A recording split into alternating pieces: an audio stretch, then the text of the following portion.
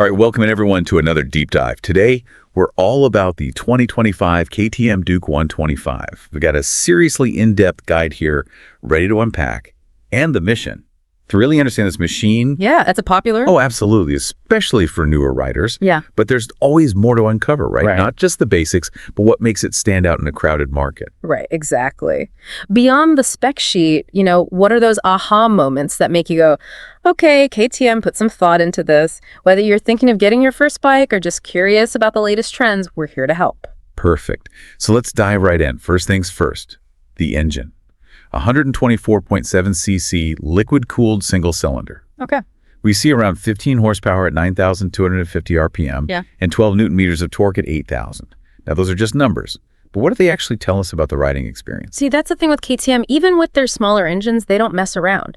That 15 horsepower is often at the top of its class for 125s, and liquid cooling, that's huge, not just for performance. Right. But think about it. Stop and go traffic, hot days, the engine stays happy.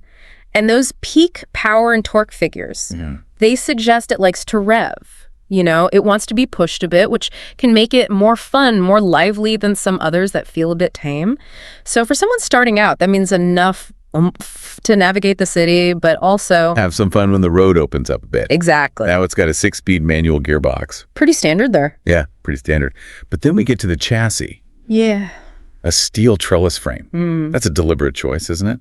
Especially on a smaller bike. It is. It's kind of a KTM signature, and there's a reason for that. Steel trellis frames, they're known for their rigidity. They handle twisting forces really well, so when you turn... so it feels more planted. Yes. You get this really direct, connected feel. And KTM really dials in that torsional rigidity, which translates to sharper cornering, a more stable ride. It's something you feel more as you gain experience, but even for new riders, it builds confidence. Compared to other frame designs in this category, the trellis just gives it that sporty, responsive edge. And speaking of responsive, let's talk suspension. We see 43mm WP Apex upside-down forks. Ooh, nice. Not adjustable, but still impressive. And a preload adjustable monoshock at the rear. WP is a name you hear a lot in performance motorcycles. Oh yeah, WP is top-notch. So to see them on a 125cc bike, that tells you KTM isn't cutting corners here. They want this to feel premium. Now those front forks, even without adjustability, that 43mm diameter means they're stiff, good for braking, good for cornering, and that rear monoshock with preload adjustability. Yeah, that's key, isn't it? Absolutely. You can tweak it depending on if you're riding solo or with a passenger, how much gear you've got. It's all about finding that balance. Comfortable enough for daily use, but capable when you want to push it a bit. Now, to stop all that fun, we've got bi-brake brakes, 300mm disc up front, 230mm at the rear. Solid setup. Dual channel ABS is standard, of course. But then there's this, Supermoto ABS mode. Now that's interesting. It sounds a little bit intimidating, to be honest. What's the deal with that? Okay, so bi-brake brakes are good quality, known for stopping power and feel. Dual channel ABS, essential safety feature. Now, Supermoto ABS, this is where KTM gets playful. It basically turns off ABS on the rear wheel, but keeps it on the front. What that means is... you'll slide it around. Yeah. Yeah. Controlled rear wheel slides. It's a technique used in supermoto racing. It's a bit advanced, maybe not something you'll use right away, but it's there. It's like KTM saying, hey, this bike can handle some fun, even if you're just starting out. As your skills develop, that feature is waiting for you. So it's there if you want to channel your inner hooligan. Exactly. Okay, rounding up the specs, 17-inch wheels, 110-section tire up front, wider 150 at the rear. The whole package weighs in around 139 kilograms. That's pretty light for a street bike, isn't it? Yeah, it's definitely on the lighter side. And when you combine that with the 15 horsepower engine, you get a really nice power to weight ratio. That's what gives you that feeling of agility, that quickness off the line. The tire sizes are pretty typical for this category, good balance of grip and handling. Okay. And the article mentions a top speed around 120 kilometers per hour, 75 miles per hour. Fuel tank capacity is a decent 13.4 liters. Yeah. So putting all this together, what kind of picture does it paint? Who's this bike really for? So you're looking at a bike that's designed to be agile, fun in urban environments. It's got enough performance to enjoy those open roads, those twisty back roads. The top speed is practical for city riding, even some highway stints. And that fuel tank. Yeah, it's a good size. It is. It means fewer fuel stops, which is great for commuting or if you're out for a longer ride. It's just practical. All right, let's talk about what really sets this bike apart in terms of features, tech. You see the photos, and the first thing that hits you is the styling. It's aggressive, clearly inspired by the bigger Dukes. Oh yeah, they definitely share that family resemblance. It doesn't look like your typical basic starter bike, does it? Nope, not at all. KTM has taken that sharp, angular design language from their larger Duke models and brought it down to the 125. It gives it a much more premium, sporty look compared to many of its rivals. And then you've got the full LED lighting. Those daytime running lights are so distinctive. Not only does it look modern and aggressive, but it also means you're more visible on the road, which is a big plus for safety. And it's not just about looks. This thing's got a full-color TFT digital instrument cluster, Yeah. Bluetooth connectivity as well. That's pretty high-tech for a bike in this class. It is. It's a huge step up from the basic LCD screens you often see on entry-level bikes. And that Bluetooth connectivity, that opens up a lot of possibilities. You get turn-by-turn navigation right there on the screen, call notifications, music control, all through the handlebars. It just makes the whole riding experience more modern, more connected. You don't expect that on a 125. And there's ride-by-wire throttle. Now, why is that a big deal compared to the traditional cable? Ride-by-wire, it's all about precision. Instead of a cable directly connecting your throttle to the engine, you've got sensors, electronics managing everything. It makes the power delivery smoother, more refined, but it also allows the bike's computer to fine-tune things like fuel mapping. So you get better fuel efficiency, more predictable response, especially when you're learning to control the throttle. On higher-end bikes, you can even get different riding modes, traction control, all thanks to ride-by-wire. Now, those aren't specifically mentioned for this model, but it shows the potential. Okay, so it's a bit more sophisticated than it might seem at first. Right. And lastly, ergonomics.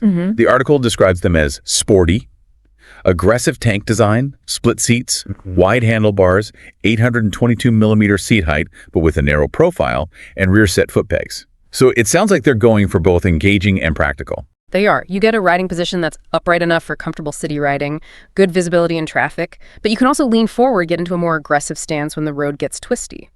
Now, 822 millimeter might sound tall, but that narrow seat profile makes it easier to reach the ground, even for shorter riders.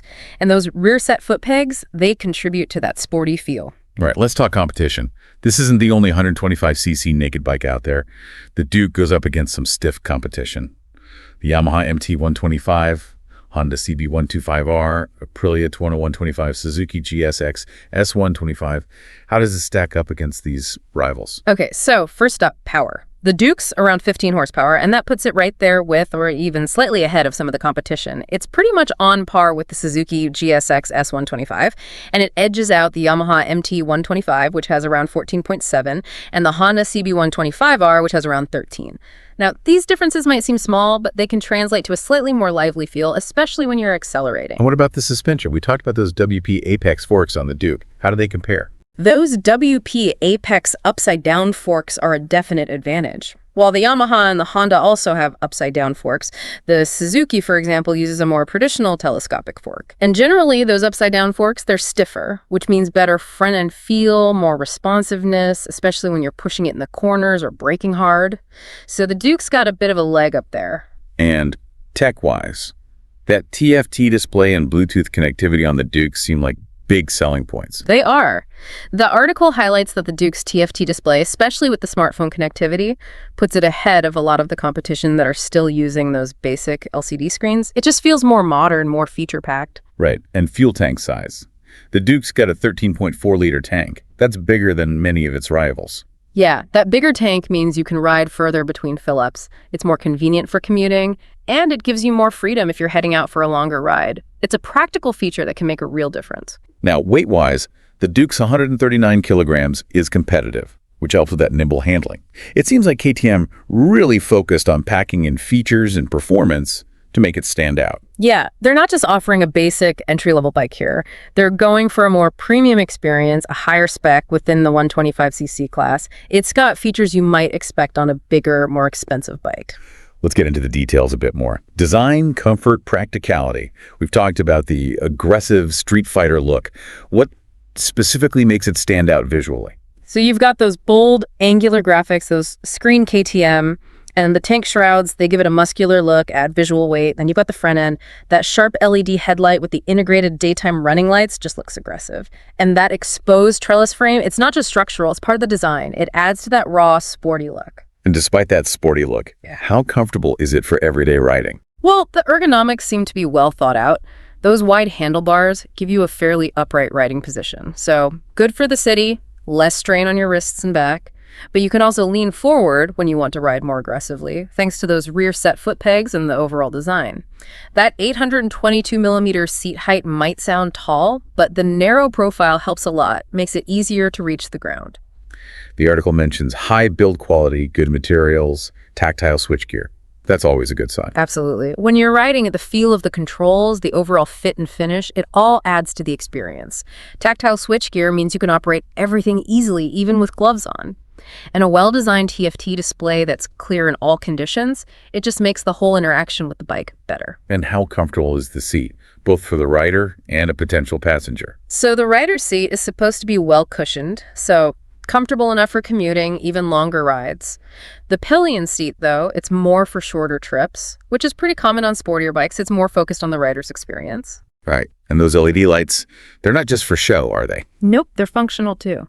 LEDs give you great visibility at night in bad weather. And that bright, distinctive headlight design makes you more visible to other drivers. It's a safety thing. Okay, let's talk pros and cons. What are the main advantages and potential drawbacks of the 2025 Duke 125?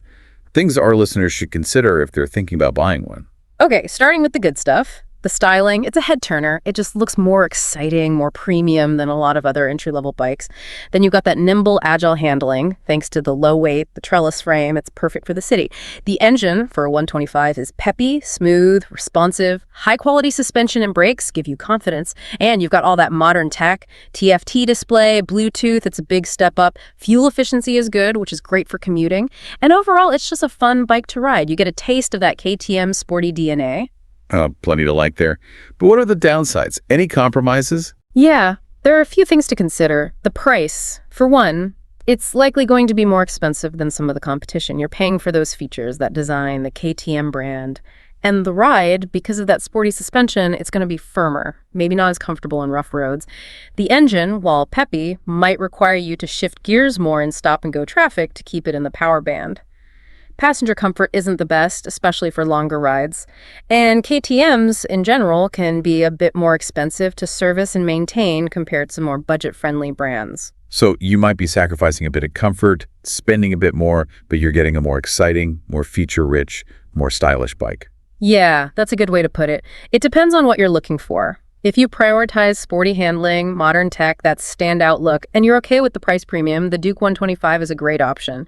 If you're on a tight budget and want maximum comfort, there might be other bikes that suit you better.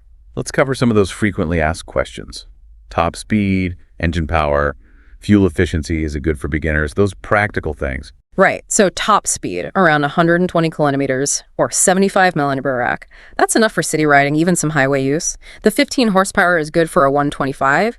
Fuel economy is pretty good, around 40, 45 kilometers or 94, 105 millibrad. That makes it easy on the wallet. And yeah, it's generally considered a good beginner bike. It's light, easy to handle, the power delivery is manageable. Okay, and longer rides outside the city. Is it comfortable enough for that? Well, it can handle longer rides, but that firmer suspension and the riding position might get a bit tiring compared to bikes specifically designed for touring. It's really more of a city bike, a bike for shorter, more spirited rides. And just to confirm, it does have all those tech features. TFT display, Bluetooth, LED lights, ABS. And one last comparison. How does it stack up against its bigger brother, the Duke 200? The main difference is the engine. The Duke 200 has a more powerful engine. It's better for higher speeds, highway riding. The Duke 125 is the more accessible, more affordable option, really geared towards city use. So it seems like the 2025 KTM Duke 125 is really trying to raise the bar for what an entry-level motorcycle can be. Yeah, exactly. It stands out with that aggressive styling, those premium features you don't always see in this class, and a fun, engaging riding experience. It's sporty, practical, even if it comes with a slightly higher price tag than some of the more basic competition. So for our listeners out there, thinking about those features, that KTM DNA, how would this bike fit into your life? Would it be your daily commuter, your weekend fun machine? What grabs you the most? That design, the tech, the handling, it's something to think about. Thanks for joining us for another deep dive.